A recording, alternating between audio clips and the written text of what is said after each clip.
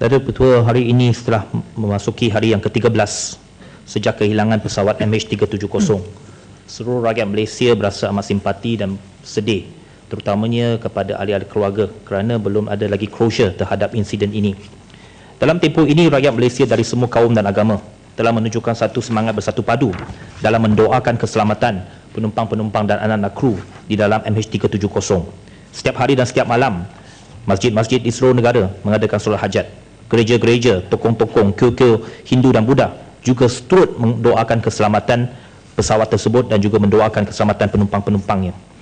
Ini telah menunjukkan satu semangat humanity ataupun semangat kemanusiaan yang begitu tebal di kalangan rakyat Malaysia.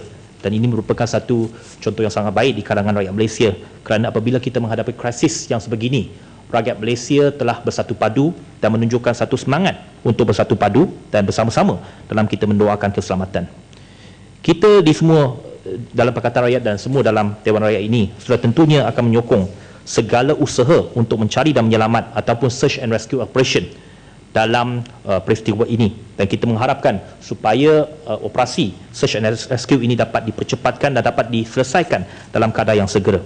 Kita ingin merakamkan penghargaan kepada semua kaki tangan search and rescue ataupun semua yang terlibat secara langsung dalam operasi ini, kerana mereka telah bertungkus lumus dalam 2 minggu ini.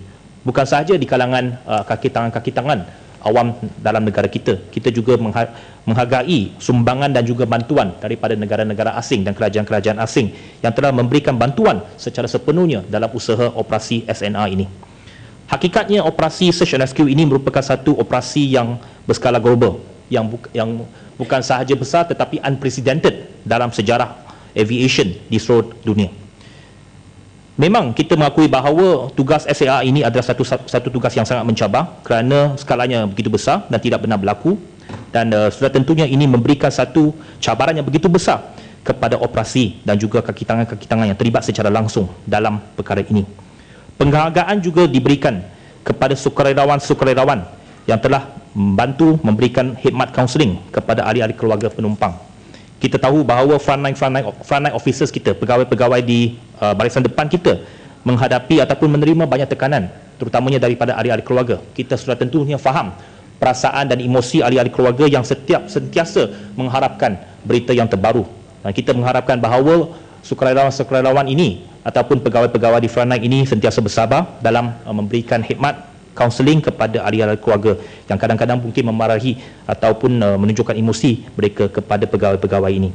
Namun kerajaan perlu menerima hakikat bahawa dalam tempoh 2 minggu ini, Malaysia telah diletakkan di bawah satu pandangan mikroskop oleh masyarakat dunia, terutamanya oleh agensi-agensi media antarabangsa.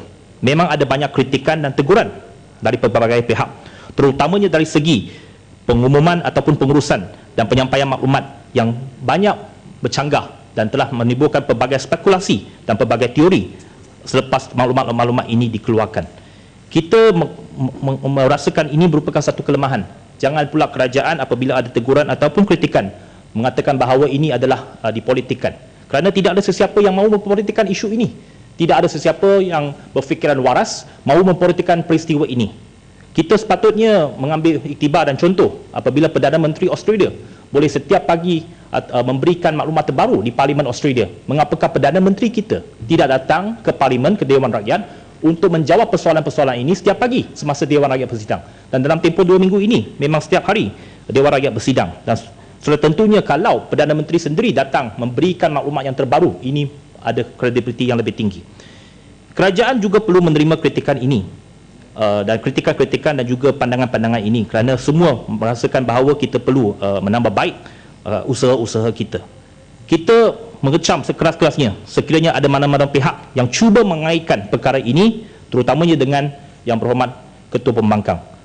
Sesiapa yang mengaitkan perkara ini dengan Ketua Pembangkang bukan sahaja tidak berlaku tidak adil kepada Yang Berhormat Pembangkang Pauh, tetapi lebih-lebih lagi juga tidak adil kepada juruterbang pesawat tersebut, iaitu Kapten Zahari. Peristiwa MH370 akan memberikan kesan yang sangat jangka panjang kepada negara kita. Sudah tentunya ia akan memberikan kesan dari segi tahap keyakinan masyarakat dunia dan rakyat Malaysia terhadap keselamatan sistem pengangkutan udara dan penerbangan awam. Bagaimanakah kita dapat menghadapi cabaran ini dan mengembalikan keyakinan rakyat Malaysia dan juga masyarakat dunia terhadap sistem penerbangan awam kita, dan supaya ini tidak memberikan kesan jangka panjang kepada ekonomi dan juga terutamanya sektor pelancongan negara. Beberapa persoalan fundamental perlu kita terima dan perlu dikaji semula dan perlu dijawab apabila berakhirnya operasi SNR ini. Yang pertamanya, tahap keupayaan perisikan pertahanan negara, terutama negara ruang udara yang mudah dicerobohi, sama ada radar-radar kita tidak berfungsi dengan baik ataupun ada kelalaian dari segi pegawai-pegawai kita. Ini perlu kita rasa satu persoalan yang perlu dikaji semula dan dijawab.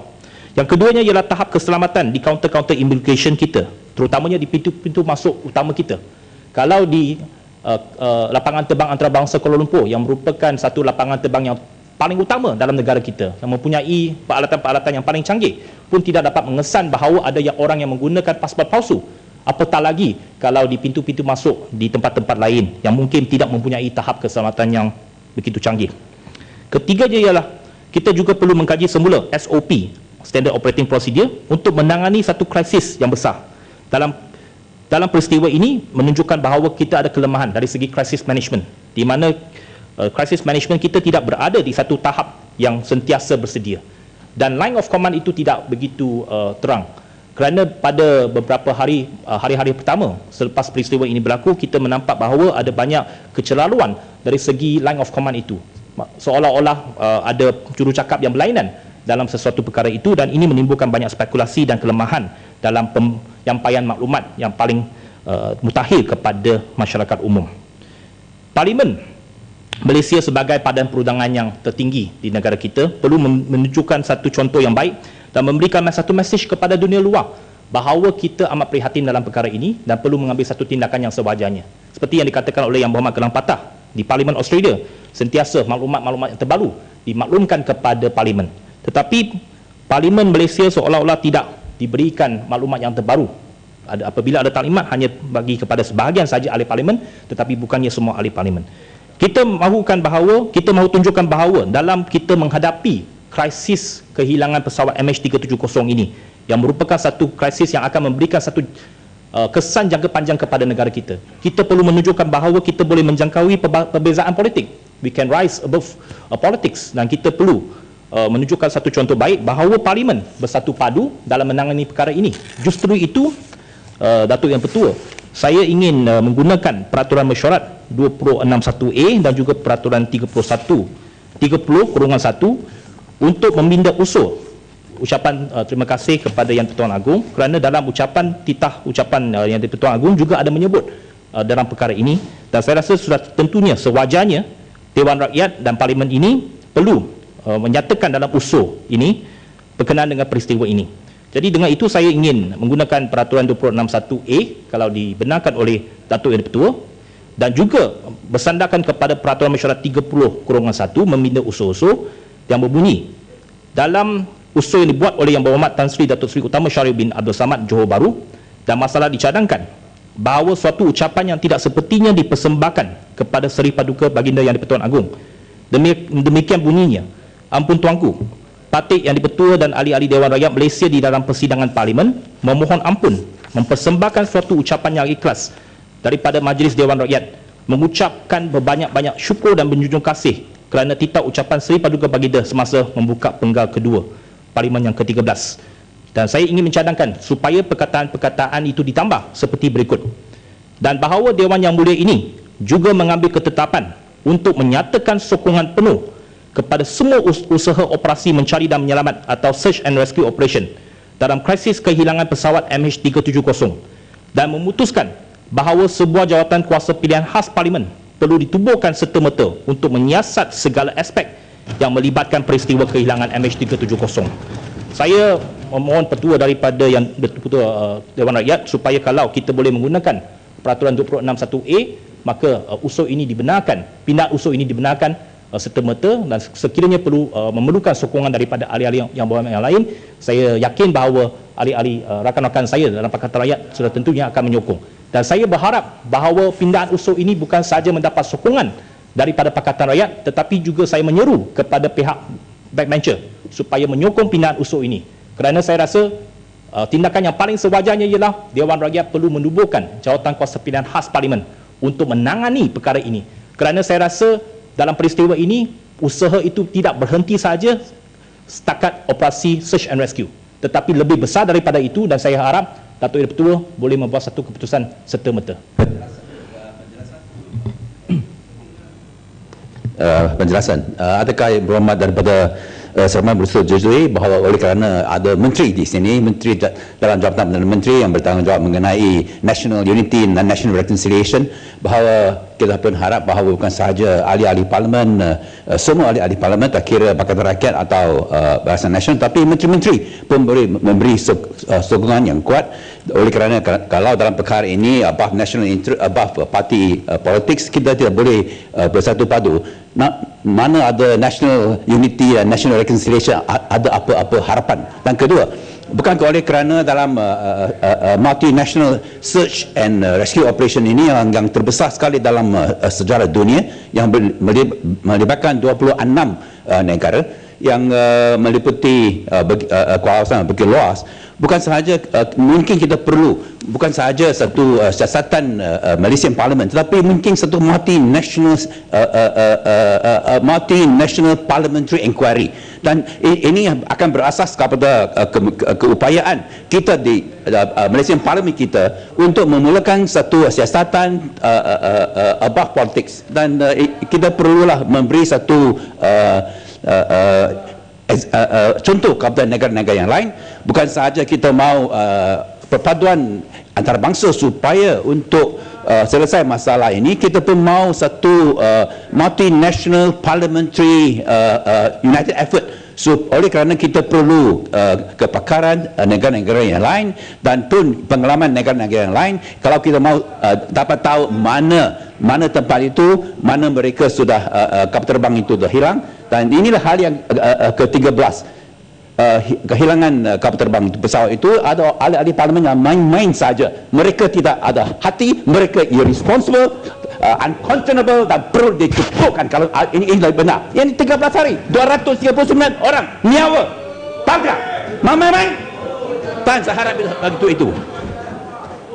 Terima kasih Yang Berhormat Kelang Patah. Datuk Ketua, saya memang berharap bahawa pihak front bench ataupun menteri-menteri memberikan sokongan penuh kepada pindahan usul ini, dan saya menggesa kepada pengurusi backbencher Yang Berhormat Johor Bahru yang merupakan seorang ahli parlimen yang begitu senior dalam Dewan Rakyat ini, menyokong usaha ini, kerana kita nak menunjukkan satu mesej kepada dunia luar bahawa Parlimen Malaysia boleh bersatu padu. Kalau benda ini pun tak boleh berlaku, benda ini pun tak boleh kita ambil tindakan, jangan kita cakap membicarakan berkenaan dengan national reconciliation. Jadi saya harap amat menyeru kepada Datuk Yang Bertuah supaya dapat membuat satu keputusan serta-merta, kerana kita mengejar masa, kerana kita perlu menunjukkan usaha ini kepada dunia luar. Dan jawatan kuasa pilihan khas itu apabila tema-temanya dan juga keahliannya boleh ditentukan selepas ini, tetapi satu mesej yang sangat penting ialah bahawa Parlimen bersedia mengambil tindakan yang sewajarnya dalam perkara ini. Saya mohon pertua daripada Yang di-Pertua Dewan Rakyat. Ya Ahmad, untuk membina usul perlu memenuhi keperluan peraturan mesyuarat, and it is not fair for you to ask me to decide sekarang, sedangkan Ya Ahmad membawa usul dalam bentuk ucapan dan bukan membawa usul dalam satu motion yang tertentu. Saya kita akan tengok nanti Penjelasan. Kalau perlu ada pencadang penyokong. Kita akan rujuk nanti, akan kembali kepada masalah itu. Dia tak berbangkit lagi. Ya, Yang Amat dalam ucapan, bukan dalam satu pembawa usul khusus. Saya memang ada menyediakan juga pemberitahu kepada we will deal with it. Yang di-Pertua Dewan Rakyat. Saya akan bincang dengan. Jadi kita memenuhi syarat-syarat. Yang Muhammad Gilang Patah pun telah membuat usul untuk membina usul ucapan Tita Raja yang dibawa, tapi mengikut prosedur yang tertentu. Jadi bolehkah Datuk Ketua menerima bahawa satu pemberitahu akan disampaikan kepada pejabat Yang Ketua untuk berkenaan dengan pindaan usul ini? 27 barulah perkara ini akan diuruskan. Saya tidak boleh on the spot bagi keputusan, kerana saya akan kaji peraturan mesyuarat yang itu baiklah. Ada masa sehara Yang Berhormat Menteri boleh balik bincang dengan menteri-menteri yang lain. ada satu kabinet khas Ya. mengenai perkara ini supaya boleh memberi sokongan dalam usul ini. Ya. Harap Masa Yang Perdana habis, Yang Menteri, Amat. alright? Terima kasih. Saya menghabiskan ucapan saya. Terima kasih.